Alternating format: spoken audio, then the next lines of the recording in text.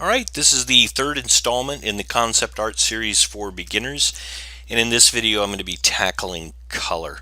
You can see that I started off by adjusting my values a little bit under effects, and then popped up some of my color references from previous paintings in this series on the Legend of Sleepy Hollow. What I'm doing here is going back to digital water again, the new simple water brush, and blocking in local color. So I'm just glazing in some local color.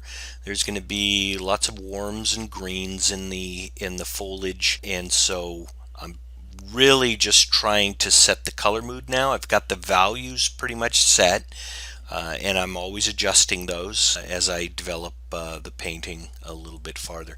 But the digital water again allows me to glaze over what I had underneath in the value painting. And one of the reasons why I lightened my value just a little bit before I started the digital water was because of it getting darker. Obviously it'll get darker. You can see I just dried it, and so now I'm laying over a cool glaze because this will also be a nighttime scene, and so the cool light, I'll actually be having a cool light. This is where I'm deciding the temperature of light and the temperature of shadow. So in the foreground, my temperature of light is going to be a little bit cooler and the shadows will be warmer, and in the far background the light will be warm, with the shadows being a little bit cooler but mostly washed out. And you can see I'll take a few passes. I dried the digital water, and then I'm layering over another pass of a little bit more saturated cool, in order to unify all of the shadows.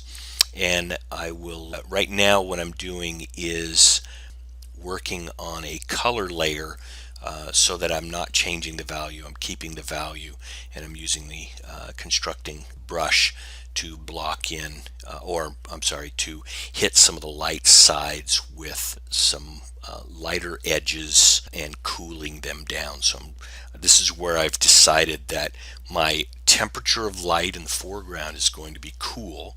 So I always play contrast. So if my temperature of light is going to be cool, then my shadows will start to move a little bit towards the warm side, playing contrast: light side, dark side, warm side, cool side, hard edge, soft edge, detail suggestion. You'll see that throughout this painting, and that's what I'm doing. I have this little jingle in my head that I'm always bouncing back and forth. You can see I'm starting to get a little bit warmer on the face areas of the tombstones, and then getting a little bit cooler on the light edges. And my light is coming pretty much from a perpendicular, almost a 90 degrees, cutting across the painting in the foreground, and then we'll continue to reinforce that warm light back there where the headless horseman will be kind of ominously waiting. And so I'm just building, continuing to build the painting, finding edges, continuing to find edges. And now once I'm in the color stage, I'm still working with value, but I'm also now working with temperature. And it's really important that you consider temperature, and that's one of the things that the glazing or the digital water allows you to do, particularly with your shadows, is to unify your shadows.